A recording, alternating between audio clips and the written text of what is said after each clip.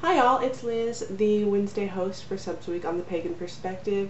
This week's topic comes from Russman74X, who asks, and you'll have to forgive me because my laptop broke, so instead of reading off the entire question, I just wrote notes and now I'm giving it back to you. He's new to paganism. He started off eclectic solitary and he's trying to find what his interests are and what path to pursue because he's getting a little overwhelmed with the many choices that are out there and wants to know how to narrow down his studies to a manageable level and if there's any advice that we can give.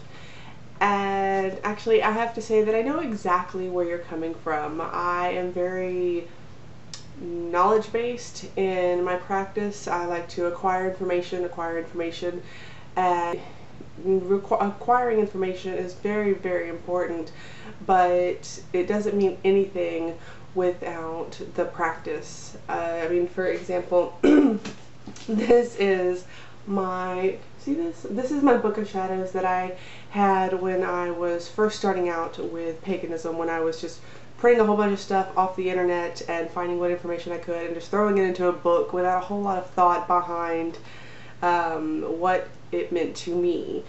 And so, yeah, like I said, it's full of things like tools and symbols and my really terrible handwriting and lots of correspondences and things like that, and liberal use of a highlighter because I didn't have a color printer.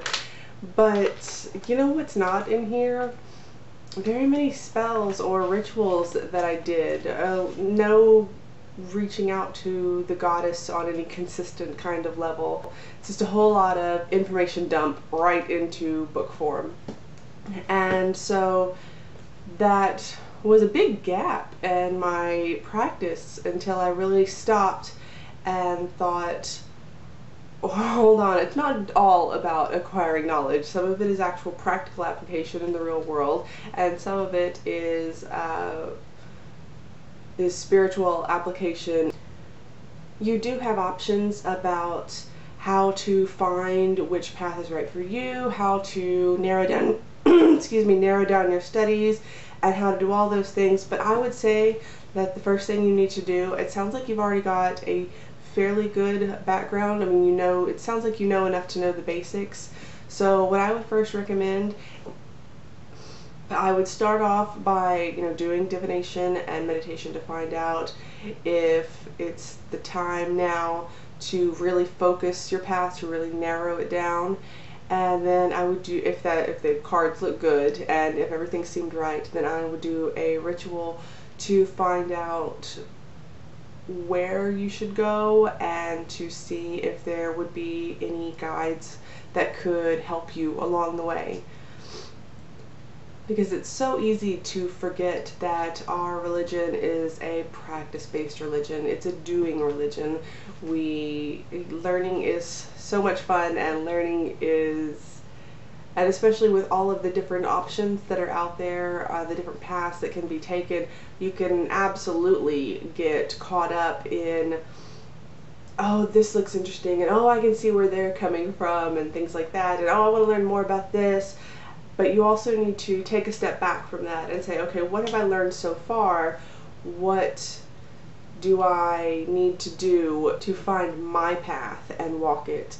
There are all these paths laid out before you, and when you look down those roads, they all seem like a good time. But the only way you'll know which one is right for you is to start walking them.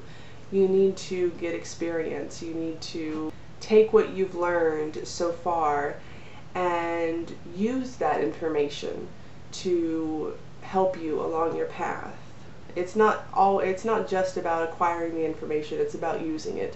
That's something that took me a long time to learn. I've got so many of these things just full of information, and it's like, okay, where's that ritual that I should have done to do this, and where's that spell that I should have done to do that? And eventually, at the end of the day, if all you do is collect knowledge, then this is all you'll have to show for it. you won't have any life experience to back up your gathering of information. So yeah, that's my advice. Do some divination, meditate on it, really use your practical knowledge, the knowledge that you've gained so far, to help you on your path. And what good is learning all of this stuff if we can't put it to use? Also, on a more personal note, I am going to be taking a very long hiatus. I thought it was going to be a break completely, but Cara was nice enough to say that she'd leave the door open for me. But for right now, things are getting really overwhelming at home.